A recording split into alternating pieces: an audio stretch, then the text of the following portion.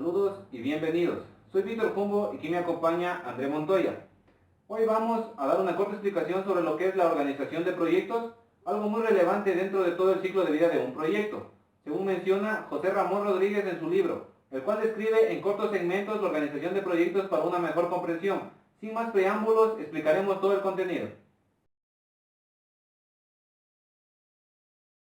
El autor ya mencionado, tenemos una pequeña introducción, en donde un proyecto informático no tiene éxito o fracasa por razones técnicas, sino por una mala gestión del proyecto, dentro de la cual, por razones tan inmateriales como no existe el apoyo suficiente o las decisiones no son oportunas por parte de la dirección del proyecto, los alcances y el objetivo no están bien definidos.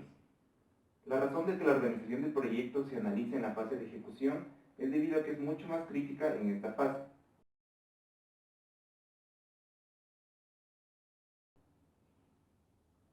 Como ya hemos mencionado, un proyecto puede fracasar por razones humanas, o el denominado factor humano dentro del proyecto. Las principales razones de fracaso se mencionan a continuación, como por ejemplo, los miembros del equipo no tienen la formación adecuada, falta de personal, falta de supervisión, conflictos internos dentro del equipo, conflictos por asignación a más de un proyecto, miembros desmotivados, los miembros del equipo no aprenden, sobrecarga de trabajo, largos horarios, equipo desplazado todo el tiempo, falta de involucración de los equipos del cliente, no aceptación del proyecto por personas clave del cliente, bajo rendimiento de personas clave del equipo, diferente visión de los objetivos entre los miembros, el cliente no asigna recursos o no están cualificados, problemas con los subcontratistas. En todo proyecto interviene un conjunto de factores humanos y organizativos que facilitan o impiden el éxito del trabajo. Estos aspectos deben manejarse a lo largo del proyecto para asegurar el éxito.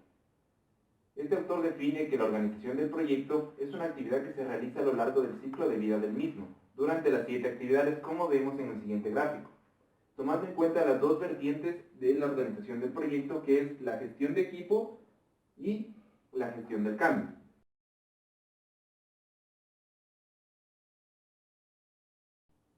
Otro apartado que define este autor es la organización del proyecto.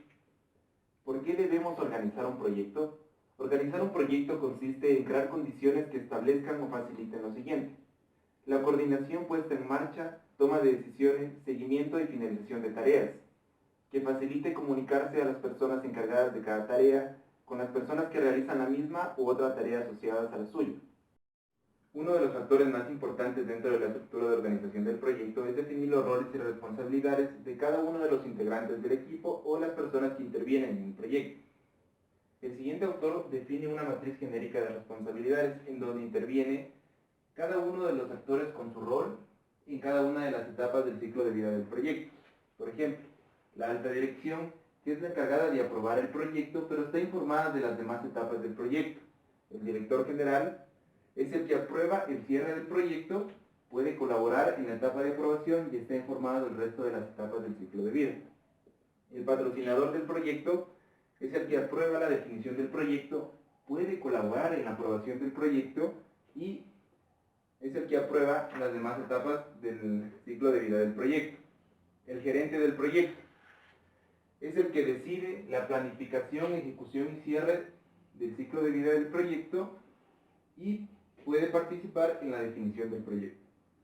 Los miembros del equipo, que son los encargados de realizar cada una de las actividades que se definen para el éxito del proyecto, participan en la planificación, ejecución y cierre y están informados de la definición del proyecto. Por encima de todos los actores que ya mencionamos en la matriz genérica, existe el comité de dirección, que está representado por todas las partes interesadas que aportan recursos y están encargadas de tomar decisiones. El comité de dirección está encargado de aprobar el plan de hitos, aprobar el reparto de roles y responsabilidades, asegurar la asignación de recursos durante la ejecución, asegurar la comunicación dentro de la organización y entre sus partes, conocer y aprobar el progreso del proyecto de acuerdo con el plan establecido, proponer o tomar decisiones sobre las situaciones de alcance de presupuesto y tiempos.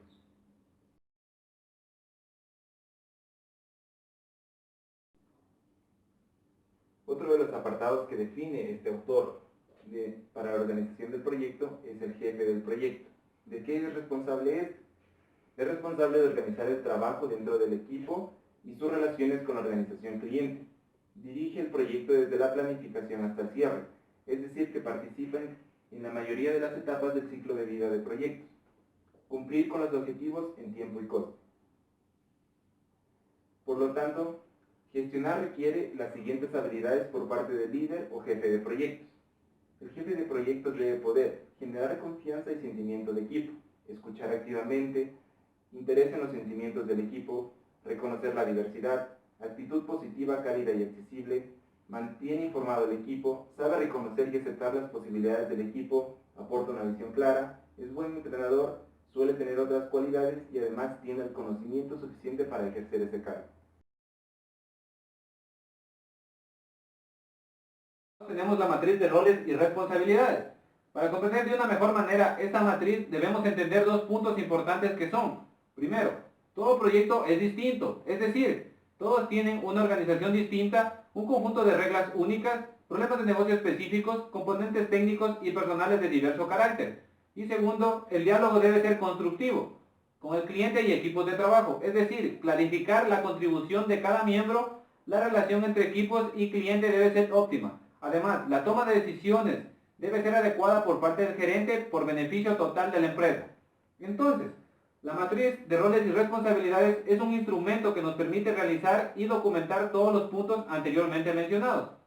Siempre que sea posible, es bueno guiarse en dos principios básicos que son: primero, establecer organizaciones sencillas, lineales y jerárquicas, donde la contribución de cada uno sea única, distinta y observable. Cada quien informe solo a una sola persona y las decisiones sean nítidas e individuales. Y segundo, alinear lo más posible la organización del proyecto con las reglas y costumbres de la empresa, su propia estructura de línea y sus órganos colegiados. No introducir, si no es imprescindible, nuevos organismos de decisión y discusión distintos de los que ya tenía la empresa. Aunque debemos tener en cuenta que todo esto no es posible, solo es una guía para una distribución de roles y responsabilidades óptima.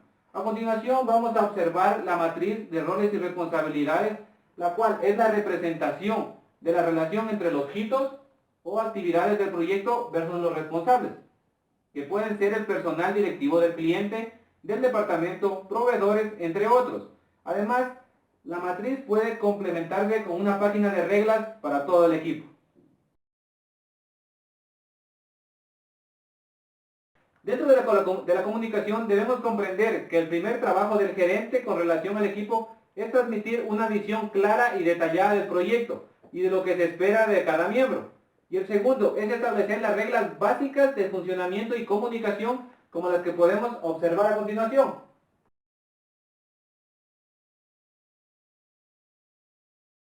Comunicación interna, es decir, la comunicación entre los miembros de la organización.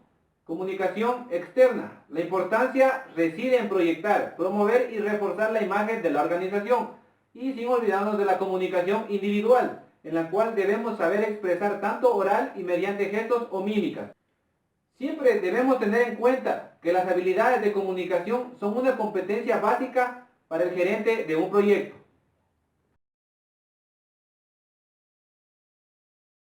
Denominamos implicados o interesados a todas aquellas personas u organizaciones que tienen alguna clase de interés o de influencia en el proyecto y en su resultado. La gestión de implicados afecta a lo largo de toda la fase del ciclo de vida de un proyecto. En la aprobación del proyecto intervienen los intereses políticos de unas u otras partes de la organización. En la definición del proyecto se involucra en particular en casos de ofertas en congruencia. En la planificación intervienen implicados y determinación de las acciones que hay que realizar a lo largo de la ejecución.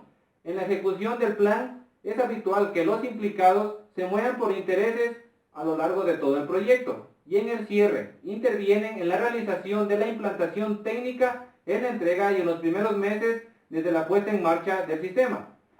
Podemos subdividir a los interesados o implicados en dos grandes grupos que son: el primer grupo, ya que tiene un interés directo con la empresa, son sus empleados, directivos, accionistas, incluidos los sindicatos u otros proveedores.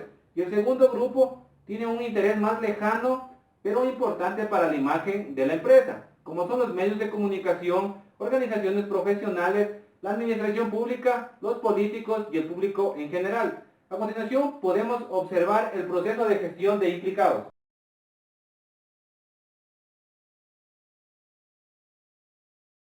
La gestión de cambio. La gestión de cambio es una combinación de enfoques y metodologías para asegurar que a lo largo del proyecto y de manera duradera cuando acabe, la empresa ha alcanzado los beneficios que se espera del nuevo sistema en el cual se ven plasmados dichos cambios. A continuación podemos observar un modelo de gestión de cambio básico. Podemos ver que en el círculo interior se muestran los aspectos de estructura o infraestructura que son el componente hard de la gestión de cambio, y en el exterior los componentes de la gestión de actitudes, emociones, sentimientos y comportamientos de las personas, y se le puede decir organizaciones. Por último, la organización del proyecto y la gestión de cambio recorren todo el ciclo de vida del proyecto, aunque son especialmente relevantes en la fase de ejecución. Para ello existen muchos instrumentos básicos y técnicos propios de esas actividades, como son convocatorias de reunión, una acta de reunión, matriz de roles y responsabilidades que ya la comprendimos, y el plan de comunicación.